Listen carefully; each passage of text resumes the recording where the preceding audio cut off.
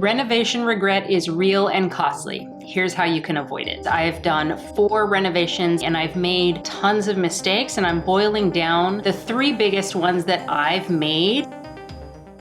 The first big mistake that I made in remodeling my Airbnb, I did not start with a comprehensive evaluation of everything that needed to be done, including plumbing, electrical, and HVAC. Instead, I focused on those fixes that were more cosmetic, as well as the fixes that absolutely needed to be done. And I did this because I just thought that I couldn't afford to fix everything.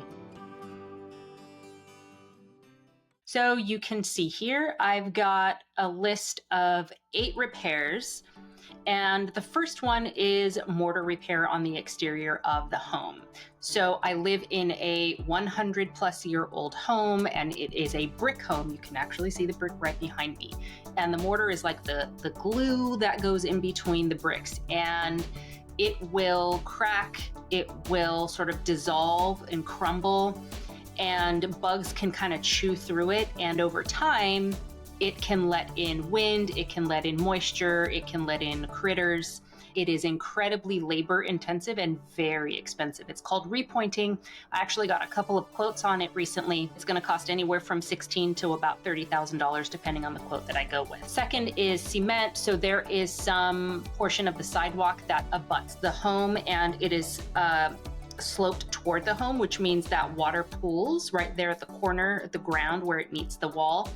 And so it is sinking down, and that portion of the home is actually sinking because it's softening the foundational area. So I'll need to properly grade that. That really shouldn't be too expensive, maybe about $5,000. Next is the backyard fence. We have done some patches. We've replaced a few posts, but to replace the entire fence, it'll probably cost about $10,000. Then there are some deck boards on the front porch. That's probably about a $10,000 fix. There are some exterior steps in the backyard that lead to the second apartment. The entirety of those probably need to be fixed. I think we can get by making just a few fixes for now. That's probably going to be about a $15,000 repair. The plumbing for the entire house, like if I were to redo it, that would cost about $40,000, but over time I've done some major fixes, so I won't need to do anything that extensive. But had I done it in the beginning, this is how much it would have costed. And hindsight being 2020, all day I would have gutted the plumbing and just completely replaced it, because I've had to fix it over time. It's been expensive. I've had to shut my unit down. It's caused stress. It really wasn't worth deferring this particular fix that needed to be done. Next is electrical of the entire house. Had I opted to do that, that probably would have cost about $30,000. I did some fixes. It's all fine now. I don't need to undergo that expense. But if I were, one thing I would do is I would replace all of the wiring, and that would probably be about a $10,000 fix. The bathrooms, had I done them in the beginning, that probably would have cost $30,000. There are 3 bathrooms in this home, and it's about $10,000 each. I'm in the process of doing them now, a $30,000 fix. So all told, when you add up all of these expenses that really should have been done in the very beginning, you're looking at $156,000, right? That's not nothing. It's a lot of money, and it's understandable why I put off doing them. The second huge mistake that I made in one of my remodels, I learned the lesson. I never repeated the mistake ever again, was I hired one contractor to do everything. And this wound up creating 3 major problems. The first problem, frankly, he overcharged me. As he completed projects, I noticed that the prices were going higher and higher and higher. At the time, it was simpler for me to just work with him rather than to stop the work and find somebody else. I just took the simplest path, or what I thought was the simplest path. So that was the first problem that was created. The second problem that was created was that he didn't do everything properly. And it really wound up ruining that relationship with the contractor. So the lesson learned here is to hire specialists and to make sure that the person that you hire for specific projects has the proper skills and licenses and certifications to do the work.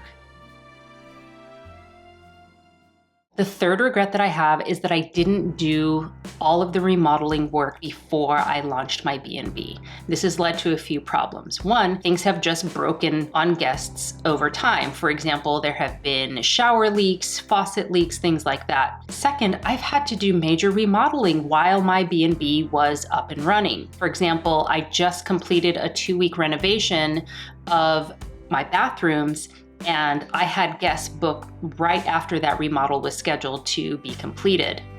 It meant that I had a completely compressed timeline. Absolutely nothing could go wrong that was gonna take additional time to fix because we just didn't have it. And the other problem that it created was that I lost a bunch of revenue. It cost me about $3,000 in lost bookings. And if anything did go wrong and we needed to extend the remodel, I would have had to cancel on that guest who had already booked, which would have cost me even more money and some goodwill with that guest. When you do remodeling of a B&B that's up and running, you're gonna wanna take new photos and you're going to have to update the listing copy. So the new photos are gonna cost you more money and you're gonna have to do that in between guests. It's just more of a logistical challenge that you are going to have to navigate. And in my case, while my remodel of the bathrooms went smoothly and it went on time, I ended up having to spend 2 full days cleaning the home of all of the dust that happened during that renovation. Because I wasn't able to pinpoint the exact date that the remodel was going to be done, I couldn't book my cleaner. And when I knew it was done and I tried to book her, she was busy. So I ended up having to do it myself. So do yourself a favor,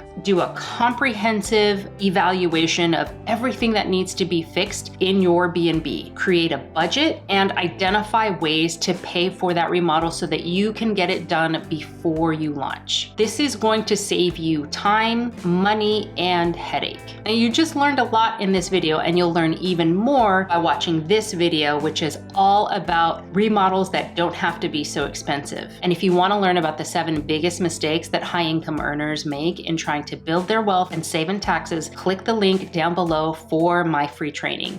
Thank you so much for watching today's video. Bye-bye.